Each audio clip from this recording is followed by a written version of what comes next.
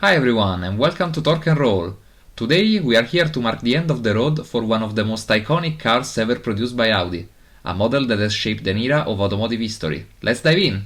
The first generation Audi TT entered production in 1998, following its concept debut at the 1995 Frankfurt Motor Show.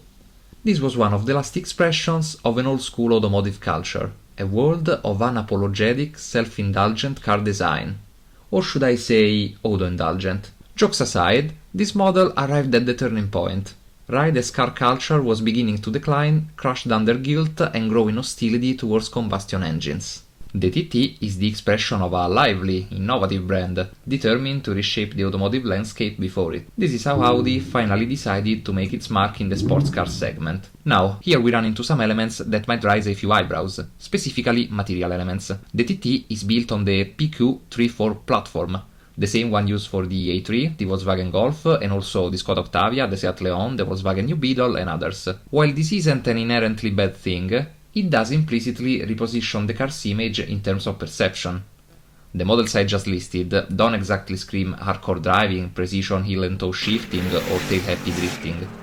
Structurally, what we are looking at here is something much closer to a hot hatch than a proper sports car. It's the wannabe thing of the title, but we'll get to that later. This hyped-up, slightly overexcited compact sedan initially entered the market with just one engine, in some ways foreshadowing that penitential and sterile standardization I mentioned earlier, something I suspect will be the topic of a future episode.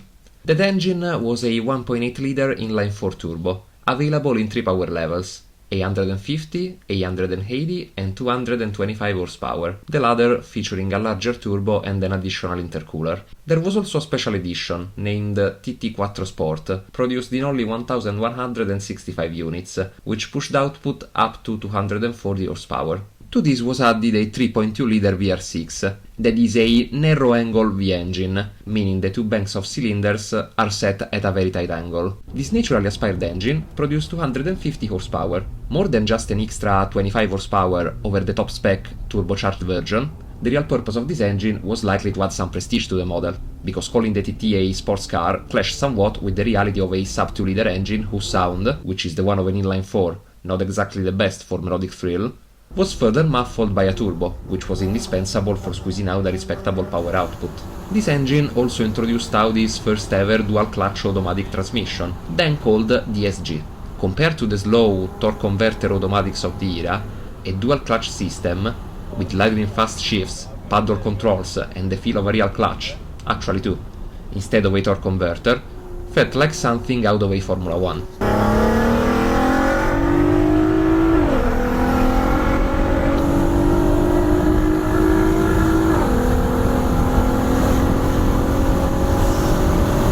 And then there's the sound, the smooth power delivery, and the sheer concept of a 6-liter V-engine with over 3 liters of displacement. Elements that, if not enough to truly certify the TT as a sports car, at least granted a stamp of legitimacy and respectability to a project that was indeed brilliant, but that was also born with its fair share of uncertainties. A sports car, or at least one with sporting ambition, we said. Fine. We start with a small, turbocharged engine, and that's fair enough. We put it at the front. Well, of course, we wouldn't wanna copy Porsche, right? But then, we mount it transversely. Why? Because we're making it front-wheel drive. Now, I haven't driven many rear-wheel drive cars, and I've never particularly liked them. But, if we are going to call a car sporty, well, then front-wheel drive, with its tendency to understeer, its predictability, its greater safety, that's true. But all at the expense of acceleration grip, and most importantly, at the expense of what many consider fun, oversteer, with its resulting drifting, or crashing, alternatively. Let's just say we weren't exactly off to the best start. Luckily, most versions of the TT were also available with the quattro all-wheel drive, which neatly resolved the understeer versus oversteer debate, keeping the car glued to the road. Some prefer to drift, rear-wheel drive fans, BMW, Mercedes, Jaguar, Mazda, while others, like me, prefer to feel locked onto the asphalt, all-wheel drive fans, and certain high-performance four-wheel drive setups. It's all just a matter of philosophy. The issues didn't stop there, as the car's dynamics weren't without their flaws. There was a lot of talk about a series of tragic accidents linked to sudden weight transfers. particularly above 112 miles per hour or 180 kilometers per hour. As a result, between 1999 and 2000, Audi issued a recall for the surviving units, implementing the ESP, the anti-slip regulator, a rear spoiler, and suspension modifications. Essentially, the rear end had a certain tendency to levitate. Now, what happens when the rear wheels lose contact with the ground? You get oversteer, which, depending on your skill level, translates to either fun or death. For a certain kind of driver, oversteer is the very essence of spirited driving. So, with these mid-cycle changes, we can say that any lingering pure sports car aspirations were pretty much put to rest. Or rather, the TT was now firmly positioned as a moderate road-going coupe, a car with sharp steering, yet one that doesn't really speak to the driver, a car for drivers, not pilots, a car with strong but not excessive power, with a well-balanced, composed chassis, one that only misbehaves when pushed to extremes that its target audience wouldn't dream of reaching. And in any case, no oversteer. It doesn't drift. Deal with it. The engines themselves, aside from an intentional avoidance of extreme power figures, which isn't necessarily a bad thing, and we'll come back to that, don't seem particularly eager to encourage a sharp, aggressive driving style. The forced induction setup locks the engine into mid-range power, making it less effective beyond 5000 rpm. Even the 3.2 isn't much different. It hits peak power at 6300 rpm, whereas some naturally aspired sports engines, like Audi's own 4.2 V8, can scream past 8000 rpm. A higher revving engine allows you to enter a corner at high RPMs, while still having room to accelerate further without disrupting traction. With a shorter power band, you might need to shift mid-corner, which can unsettle the car's trajectory. But now, seriously, can anyone here honestly say they've ever struggled because they had to shift mid-corner after entering above 5000 rpm? So, what we have here is a car built on a fairly ordinary platform, combining the stance and proportions of a coupe with the predictability, comfort focus, and some of the limitations of a sedan. It's powered by strong engines, sure, but ones that aren't exactly engineered for hardcore driving. So, okay, we've said it. A well thought out, interesting project. All good and fine, but where's the unique value? What's the unique selling proposition? What should make me choose a TT over its contemporaries Mercedes SLK or Porsche Boxster? This, the design. Minimalist, built on pure geometric forms, a game of semicircles with no sharp edges, clean and cold, yet unmistakably full of identity. The TT, ladies and gentlemen, it's not just a car, it's an idea on four wheels. Because being an Audi is a bit like being a lady. If you have to prove it, you aren't. And the TT invites us to glide through curves with composure, to enjoy the mid-range power of the turbo or the V6, without forcing things, without showing off. And in fact, this is exactly what period and contemporary reviews tell us. You travel in comfort, discretion, and if you want speed. The car is more concerned with being appreciated than engaging the driver. It does its job with Teutonic self-restraint, never breaking a sweat, always keeping a low profile. Now, this whole design philosophy takes a bit of a hit with the second generation, which to me feels like the odd one out in the history of the TT. Because while the first generation carries a timeless, iconic charm, and the third, the latest and now discontinued model, is in my opinion the most beautiful car in its class, the second, it's just ugly. Plain and simple, inside and out. The PQ35 platform makes a return, once again shared with the A3, Seat Leon, Skoda Octavia and various Volkswagens, including the Ios, Jetta, Scirocco, as well as the Beetle, Touran, Caddy and of course the Golf. The engines were updated, introducing fuel stratified injection or FSI technology, TFSI in the case of the turbocharged versions. The 1.8, now TFSI, survived in a 160 horsepower version, joined by a 2-liter making 200 horsepower, later increased to 210. The 3.2 also remained, still delivering 250 horsepower. For all versions, Audi's dual-clutch transmission, now called S-Tronic, was available as an option. Quattro all-wheel drive was also an option for all models except for the 1.8. But this is where things start to take an unexpected turn, because from here, the powertrains begin to follow wildly different trajectories, a move that is both calculated madness and deeply Audi-like. Also, statistically speaking, Audi drivers seem to show quite a correlation with psychotic events, but let's not get into that now. It's the kind of decision-making that seems to be guided by a single question. Why? Because we can. Two things happened in 2008. The first took place at the Geneva International Motor Show, and it is the launch of the TT2000 TDI, the first ever diesel TT. Its four-cylinder engine produced 170 horsepower at 4,200 rpm and 350 Nm of torque between 1,750 and 2,500 rpm. Now, to a hardcore sports car purist, this is nothing short of a blasphemy. Because we can forget about high revs. Its power peak sits just above 4000 rpm, where most performance gasoline engines are barely awake. Forget about sound. For some, a diesel belongs in tractors, trucks and buses. Forget about a progressive power band. With all the torque packed down low, the delivery is brutally front-loaded. But this car, as we've established, wasn't made for purists. For a less dogmatic driver, this meant the opportunity to own a premium coupe with a strong, immediate surge of torque, enough to hit 0 to 60 miles per hour or 0 to 100 km per hour in 7.5 seconds. It's not a rocket, but at traffic lights and highway on ramps it still commands respect. All this while pushing close to 20 km per liter. Honestly, it does make sense to me.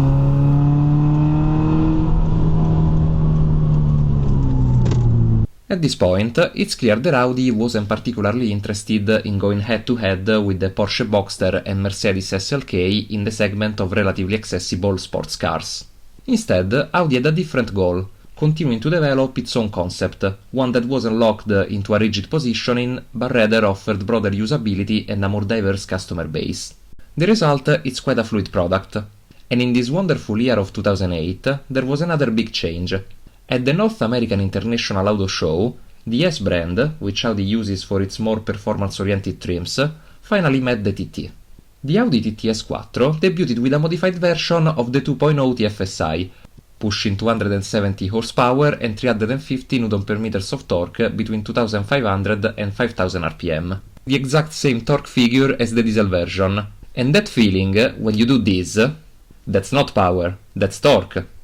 The this of the diesel TT is the same this of the TTS. Just something to keep in mind when people talk about driving a moderately powerful diesel. Beyond the engine, the chassis got upgrades too. Ride height was dropped by 10 mm. Audi magnetic ride adaptive suspensions became standard. ESP was recalibrated for sportier driving, wider wheels were adopted for better grip. Visually, several performance cues signaled this was no ordinary TT, as logo brake calipers, larger front air intakes, a redesigned rear end with quad exhaust, a centrally mounted lap timer on the dashboard, all of which made the TT's sporting ambitions crystal clear. It's true that Audi has plenty of experience in taking ordinary models, beefing them up, and pairing them with interesting engines and technical upgrades under the S badge. But in this case, the TT, despite being fundamentally distant from true sports car purity, was already flirting with that word from the start, and with the TTS it leaned into it even harder. Because now we're talking about 0 to 60 miles per hour or 0 to 100 km per hour in 5.2 seconds, and a top speed electronically limited to 155 miles per hour or 250 km per hour. At this point, I think we can officially close the debate. Sure, it's all-wheel drive. Sure, that's understeer at the limit. Sure, it has a transversally mounted 2-liter engine. The stopwatch and the speedometer tell the real story. End of discussion! This performance legitimacy process reaches its final, and I'd say glorious, culmination in 2009, when at the Geneva Auto Show the RS badge finally meets the TT. RS stands for Rennsport, literally racing sport, and it designates regular Audi models turned into high-performance monsters, reaching not only the specs but also the price tags of true supercars. This is the same RS badge that made its debut in 1992 with the legendary Audi Porsche RS2 Avant, the first ever high-performance wagon bold enough to flash its headlights at actual supercars. And that car, incidentally, shares a symbolic connection to the TTRS in its turbocharged inline 5 engine. On the TTRS, that engine had 2.5 liters of displacement, 340 horsepower between 5400 and 7700 rpm, and 450 Nm of torque, constant between 1600 and 5300 rpm.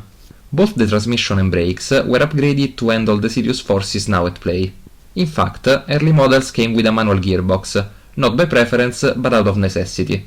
The S-tronic transmission of the time wasn't strong enough to handle that much torque, and it was later replaced with a reinforced 7-speed version. Ironically, today the narrative has flipped. Now we're told that it's manual transmissions that can handle high torque figures, telling customers you wouldn't be able to shift properly with 500 Nm of torque doesn't exactly sound flattering. The rear spoiler and the RS badge embossed on those massive brake calipers visually sealed the TT's entry into the supercar club. No ifs, no buts. We're talking about a 0 to 60 miles per hour or 0 to 100 km per hour in 4.5 seconds, and of a top speed electronically limited to 155 miles per hour or 250 km per hour, which could be raised up to 174 miles per hour or 280 km per hour on request. The Plus version did 360 horsepower and 455 Nm, with a 0 to 60 or 100 in 4.3 seconds with the manual and 4.1 with the S-Tronic. At this point, the TT had stopped pretending. It was officially a beast.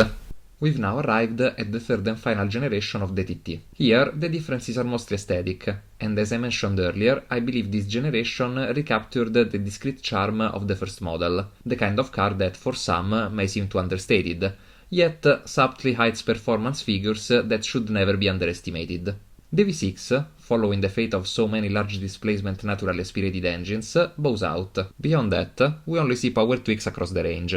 The diesel version climbed to 184 horsepower. The 1.8 TFSI reached 180 horsepower. The 2.0 TFSI came in versions of 190, 230 and 250 horsepower, plus the TTS variant with 310 horsepower.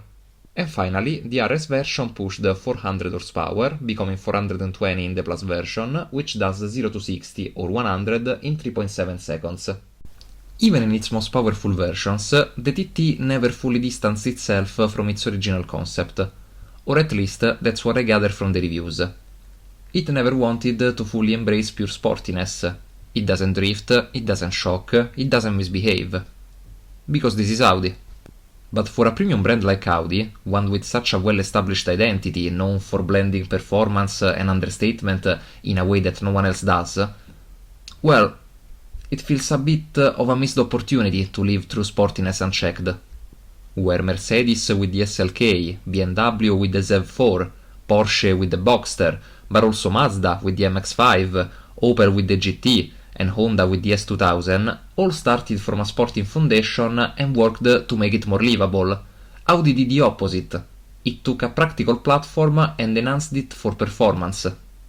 The TT never filled the gap between Audi's SUVs and sedans and the R8, which remains the brand's only true sports car. And sure, the R8 competes with Ferraris and Lamborghinis, but that also makes it feel far removed from even wealthy buyers, something that's too much else. The TT fully achieved its goal of being a comfortable, easy-to-use car with dynamics far beyond an ordinary daily driver. But it never took a real risk. It never truly stepped out of its comfort zone. It remained too tied to the ordinary, too conservative. Not quite else enough. It wanted to be something more, but couldn't quite become it. Because at its core, it was just a shorter, lower Audi A3, much closer to that than to a Boxster, ZEV4 or SLK. And this isn't just about performance figures, it's about fundamental design philosophy. If we compare top trims across all the models, the TT equals or outperforms them all. The only exception is with the first generation, where BMW and Mercedes pushed their flagship versions up to 354 horsepower and 343 horsepower respectively, while the top TT model stopped at 250 horsepower. Later, Mercedes even crammed a 5.5-liter V8 into the SLK. BMW put in a 3.2 inline-6 that revved up to nearly 8,000 rpm. These were bold choices. Choices Audi simply never made. But performance figures aren't the real issue here, they're secondary. The TT's shortcomings in sportiness lie elsewhere. Take the MX-5, or Miata, a car built by a brand perceived as far less premium than Audi. It has always been powered by small, naturally aspirated inline-4s, 1.3, 1.5 and 1.6 liters, and only recently received the 2.0 liters. And even then, the most powerful stock Miata ever made has 184 horsepower. And yet, it's a true sports car. It loves revving past 7,000 rpm. It loves spinning its rear tires. And in sprint, it feels far closer to a Porsche than to a TT. Here's the fundamental difference. The Miata doesn't need big power to be fun. The TT doesn't let big power get in the way of being predictable. I once heard a perfectly accurate comparison between the two. The TT is fast, but with its refined chassis and turbo-muffled exhaust, it doesn't feel fast. The Miata isn't fast, but with its lightweight setup, rear-wheel drive and high-revving engine, it does feel fast. This is the dimension of enjoyment that the TT never quite reaches. A dimension where you don't need crazy horsepower to have a thrilling drive. Sure, you can add power, and it only makes things better, but the opposite isn't true. Pumping out big numbers doesn't matter if the car, at its core, isn't designed for spottiness. Audi never fully embraced pure driving excitement.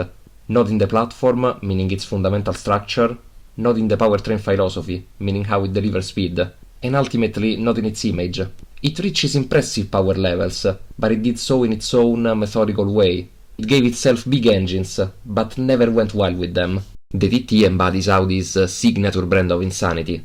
A car that started with a 2.0 diesel and ended with a 0 to 60 or 0 to 100 in 3.7 seconds. A kind of versatility none of its rivals even came close. But it never fully capitalized on it, because unlike the R8, the TT never evolved into a truly standalone concept. The TT could have been the perfect bridge between two extremes, between the Miata and the Porsche 911 Carrera. It could have started in its lower trims as a slightly fancier, slightly pricier Miata, and then as an S or RS model it could have reached a level where it stood toe-to-toe with the Carrera.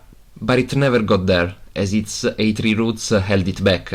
The TT's genetic depth to Audi's hatchback lineup meant it never achieved the pure, lightweight joy of a Miata, and at the same time its engine lineup never allowed it to fully breach into the 911's world either. It came close, but it never crossed that threshold.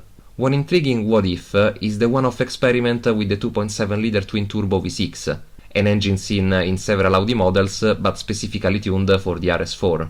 At 375 horsepower at 7000 rpm and 440 Nm at 6000 rpm, it could have been an absolute game-changer had it made it into a production TT.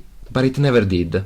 They never even considered giving the TT the legendary 4.2 V8, an engine that found its way into everything from the R8 supercar to the A6 Avant family wagon. And as for the 5.2-liter V10 from the R8 and S6, that was never even a discussion.